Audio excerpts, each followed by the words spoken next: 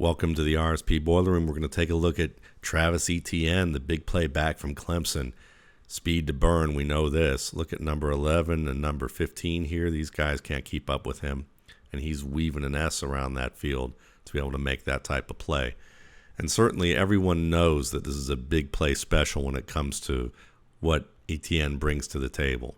It's a guy that you give him a crease like this, he's going to do a good job of being able to manipulate it, bounce it outside, and then really it's about beating defensive backs who have good speed. 15 and 11, both miss angles on him.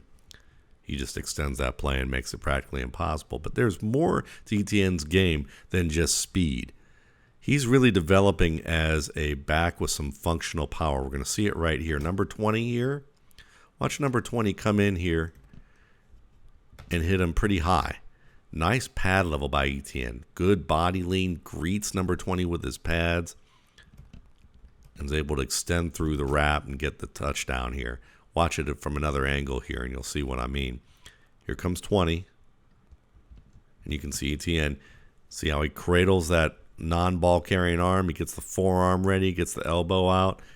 Kind of uses it as an extension of his body to protect the ball, also to be able to lead with some contact and just shake through that defender so that he can extend forward.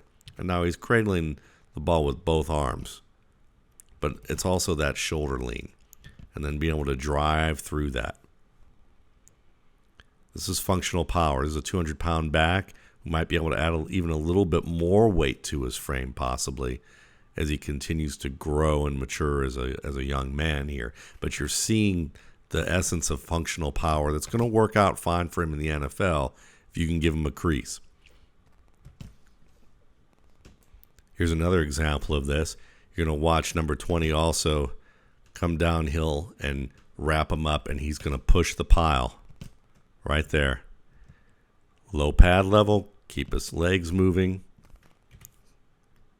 This is what you want to see from a smaller back because you're not going to always use him in this fashion. If he stays 200 pounds and there's the NFL at that 200, 205-pound weight.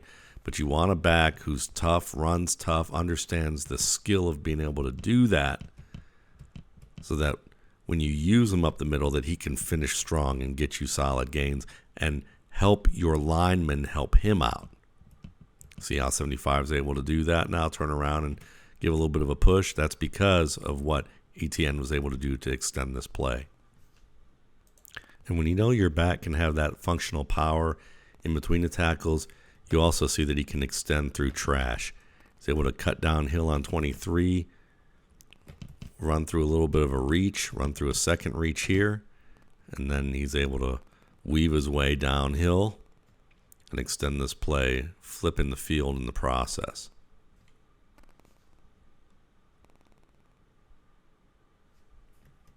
But it's just a nice job of, at this point, feeling like there's nothing here. Just take what you can get low, drive through, ends up running through a little bit of the reach, runs through the middle linebacker's contact, and gets a lot more than what they bargained for. Even this nice little stiff arm on the defensive tackle. Here's the defensive tackle near the left hash.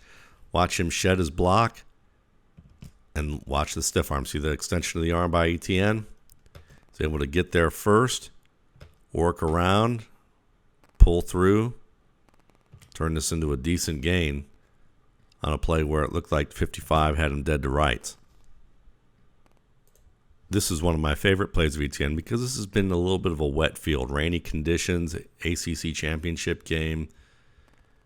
When you take a look at what happens here, watch him work east-west and then make this sudden cut downhill on a sloppy track. Maybe it's 2 steps. I think it's more like 1 step here. And on a sloppy track to be able to do that, playing 3 quarters of this game or 2.5 quarters at this point or close to that. The fact that he can transition where he's accelerating right there and then slows down and accelerates again. Accelerates east-west right there, cuts downhill and accelerates again. That's a difficult play. This is an underrated play. It's hard to see, but you can see him flip those hips make the turn in tight quarters, and just transition from sideline to sideline to downhill on a sloppy track. That's important to keep an eye on for this guy in terms of his career, what he can do. This is, I don't know if I'd call this special, but it's close to that in terms of what you're looking for from a back who can change direction. Obviously, you put him on a fast track of a field and not on grass with a sloppy track. And there are a lot of backs you'd say that's good for, artificial turf. On a sloppy track like this, borderline special. I also love the willingness to block.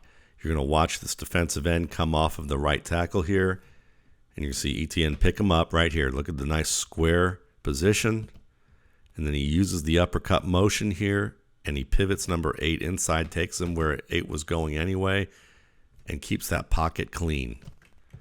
So the fact that he's able to take on defensive ends is really promising. The fact that he's doing it with decent technique. Look at that square position. Hands out, punches upward, turns him inside.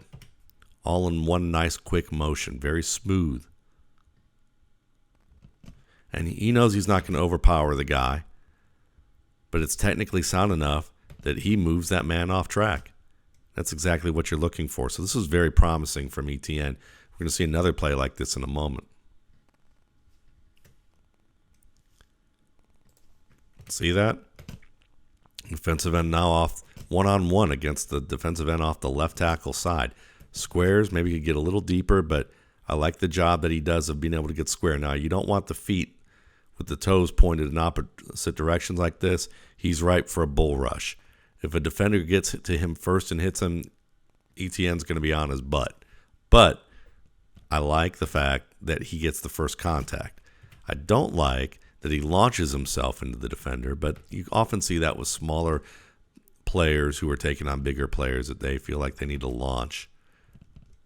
And it doesn't help either that he has his feet splayed in a way that he has no leverage when he delivers this. I mean, he's got that Charlie Chaplin walk going on here in terms of when he delivers the hit. But I like the location of the hit.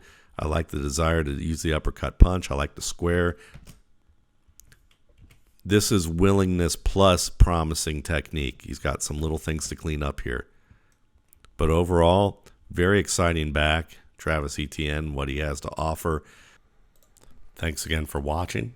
For more RSP Boiler Room videos, you can check out my YouTube channel, Matt Waldman's RSP Film Room, and my site, www.mattwaldmanrsp.com.